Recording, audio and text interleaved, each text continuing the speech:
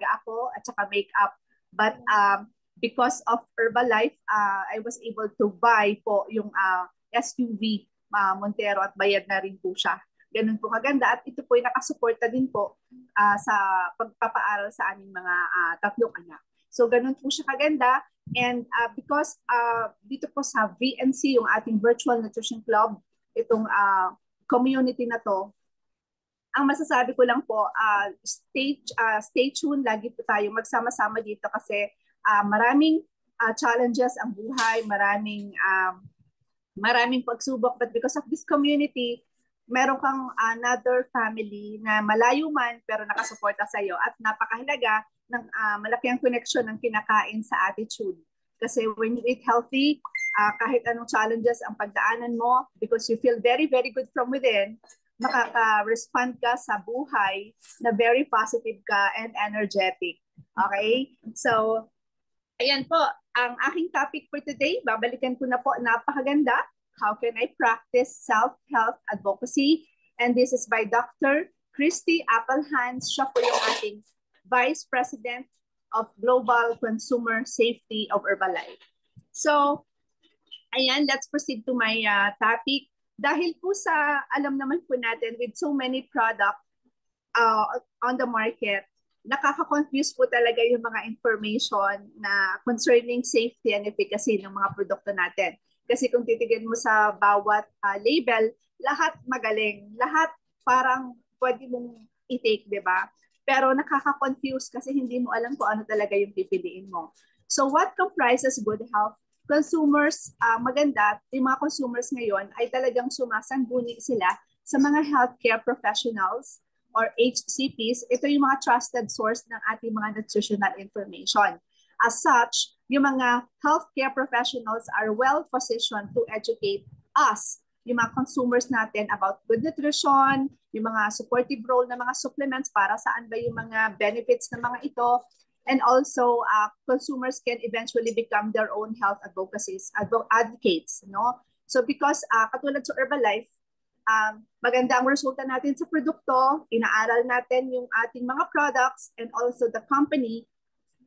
So tayo po mismo, advocates na tayo ng proper nutrition, ng wellness. No? So there are few thoughts that can help yung mga healthcare professionals guide people to achieve and maintain their personal goals. So ito po yung ating mga tips or kung paano po natin tayo mismo ay makakatulong para yung ating mga customer or yung ating mga alaga sa program ay mas lalo po natin sila mabigyan ng mas magandang resulta. So yung ating slide number 2 po is alam po naman natin, no, yung 60% of consumer respondents po in Asia Pacific ay talaga namang confused about proper nutrition. So dito po, yung katulad nito, yung importance of micronutrients, yung ating vitamin and minerals are essential nutrients that our bodies need in a small amount to function. However, one in every 3 individuals globally suffer from what is known as hidden hunger or micronutrient deficiencies.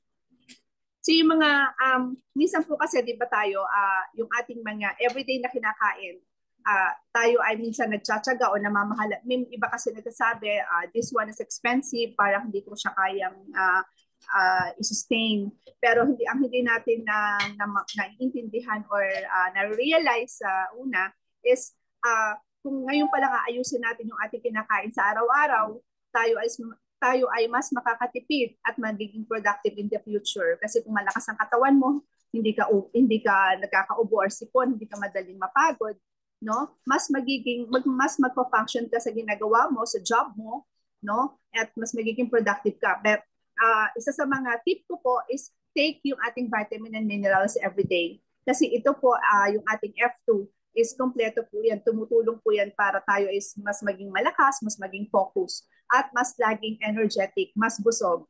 Yon ang role ng ating vitamin and minerals na ating sinasuggest every day, 1 tablet 3 times a day, para mas support natin yung ating mga micronutrient deficiencies. Okay? So yung ating next slide yung reputation matters. Napaka-importante po nito. Kasi yung the marketplace, sinasabi po natin that the marketplace is filled with new nutrition. Marami na pong lumabas ngayon bukod sa Herbalife, di ba? Yung mga bagong mga supplements, mga tablets, mga powder, no? Powder shakes na ino-offer din sa iba't ibang gym or sa iba-ibang store. So, nagki-claim din na talagang pwede ka rin magkaroon ng magandang resulta, right? So, beyond looking at the lowest cost, there are other factors to consider. No? Tulad ng leadership. Tayo sa atin sa Herbalife, we have a very strong leadership, no? Getting solid information about the company's governance, management team, and a group of advisors in public domains can establish an initial level of credibility. We have our doctors, we have support ng ating CEO, ng ating president, no? At ng mga leadership ng Herbalife na talagang like Mother Eileen, 20 plus years na siyang kumakain ng produkto. Doon pa lang makikita natin that the products are really working, no? And quality standards.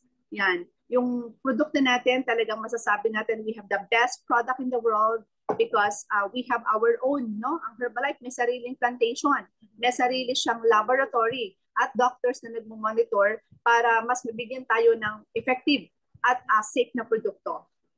Okay, so reputation matters talaga because consumers can be overwhelmed by the wide selection of product options and have trouble telling facts that from myths due to lack of research and understanding. So dito po, yung ating seal na pinakita kanina, di ba, we are the #1 product in the world in active lifestyle nutrition. Ganun kaganda at na marami tayong mga seal of excellence, no? Yung na tayo ay nabigyan ng awards because of being #1. So, yung mga supplements, yung ating next slide po, we have yung mga supplement formats po natin. So, salamat po sa innovation and technology because yung ating mga supplements po is in form na rin ng mga powder form, yung mga tablet form, no?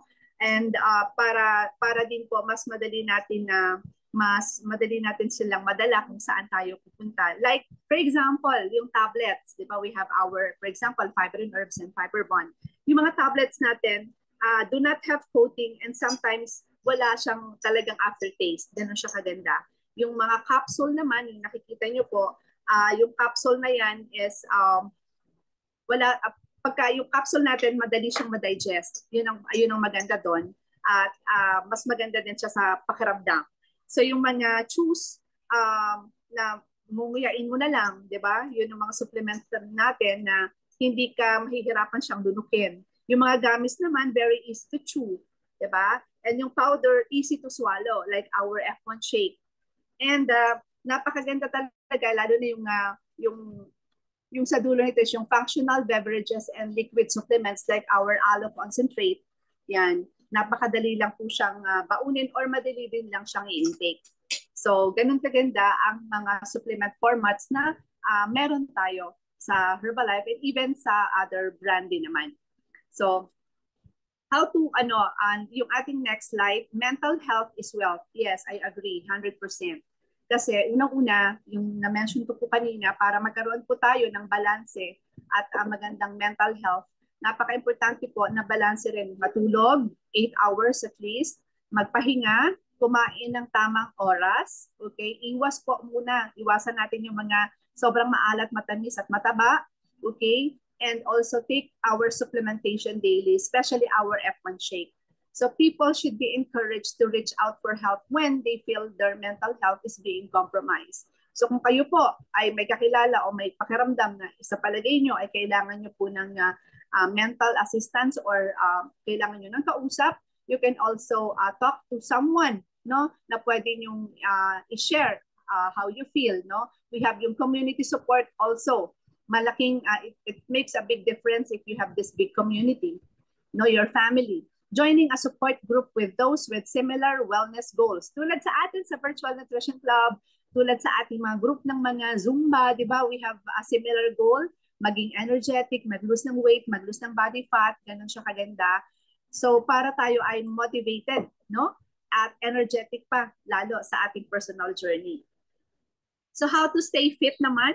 Staying fit, yung ating next slide. with technological assistance, no? So yung mga wearables natin like yung mga online platform katulad nito enabled home-based consumers to get fit from the comfort of the homes, no? Of their homes. So pwedeng mag-exercise gamit yung ating telepono, cellphone, yung ating mga iPad or laptop, no? So yung technology has also enabled yung mga healthcare practitioners and even health entrepreneurs to reach their audiences. Di ba ang galing?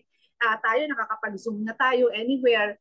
Pwede na nga gamitin din yung messenger para to follow up our customers, to follow up our members, ganyan, and also to connect with our families. We have witnessed more healthcare professionals opting for digital channels such as podcast. Yan, yung kay Eric Worre. Yan, naka-podcast na tayo, webinars and Facebook live sessions.